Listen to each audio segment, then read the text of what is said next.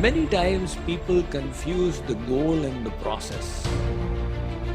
Many people, they hear, oh, Surdas was like this, Tulsidas was like this.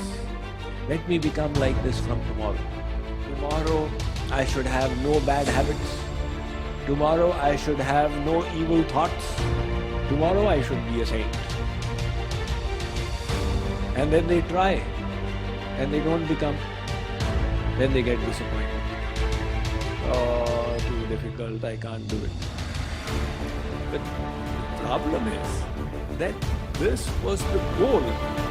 And to reach there, you had to take the next step.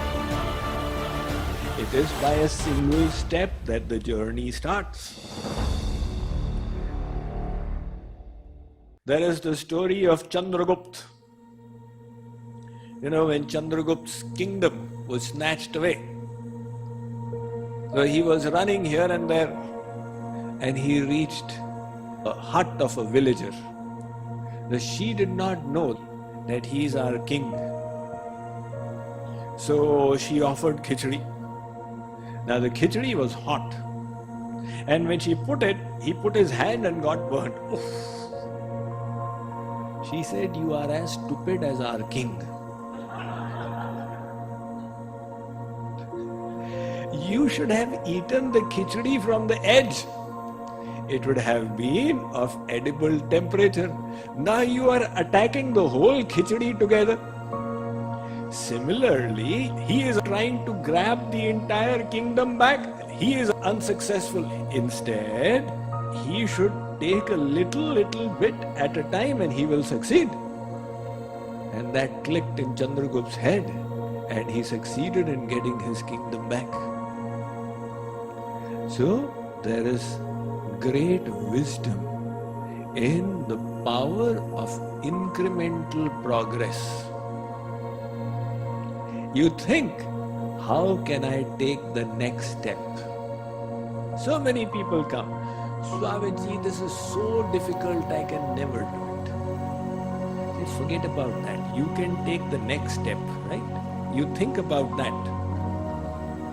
By taking this one step, you will progress. One Guruji, he was in his ashram in the Himalayas, and he told his disciple, you know, there is this Baba who lives there, you go and bring him with you. Disciple said, Guruji, how will I go in the dark? Guruji gave him the lantern here. So he said, Guruji, this is throwing light only 10 yards away. And that Babaji whom you are asking me to call, his hut is 1 mile away. How can I use this to go 1 mile? The Guruji said, Beta, it is throwing light 10 yards away, right? So you can go 10 yards. And when you go 10 yards away, it will show another 10 yards light. Then you go that much, it will show another 10 yards and you will keep walking. Now if you wait until you can see the entire mile, you will keep waiting. This is like the person who waited for all the traffic lights to turn green before he would start from his house. Forget about all the traffic lights turning green. You think about how you take the next step. One clockmaker, he made a grandfather clock. And when he was about to put it in motion, he heard a sigh. He said, who was that? The clock started speaking. The clock said, I was just thinking of the 100 million times I'll have to tick-tock, tick-tock, tick-tock. And I was getting discouraged. That's why I sighed. Oh no. The clockmaker said, don't worry. You can just do it 1 tick-tock at a time. So he put it into action. Just do 1 tick-tock at a time and started off. And it has been doing tick-tock, tick-tock since then till today. So similarly, you don't have to attack the whole problem together. You only have to attack the next step. How do I take the next step. Your goal is perfect renunciation. But the means for reaching there is Karma Yoga. Everybody has their gunas, their modes. Somebody by nature is a teacher. Somebody by nature is a worker. Somebody by nature is a business person.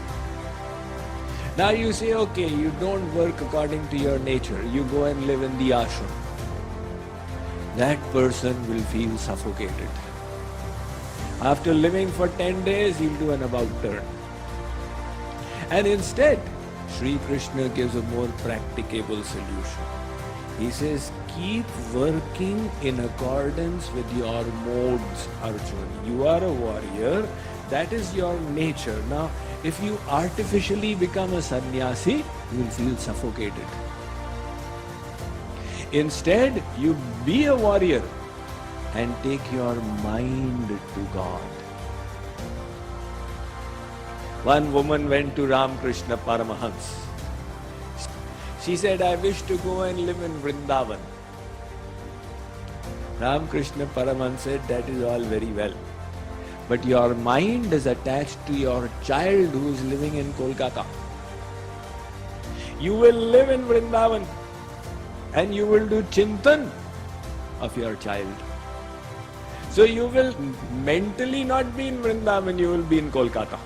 Instead of that, you live in Kolkata and take your mind there. And that is what Sri Krishna is saying. Be a karma yogi, do your karma, but take your mind there. And slowly, slowly, slowly, as your sadhana fructifies, then like the ripened fruit falls off from the tree, you will become detached from Maya. And you will automatically reach the state of perfect renunciation.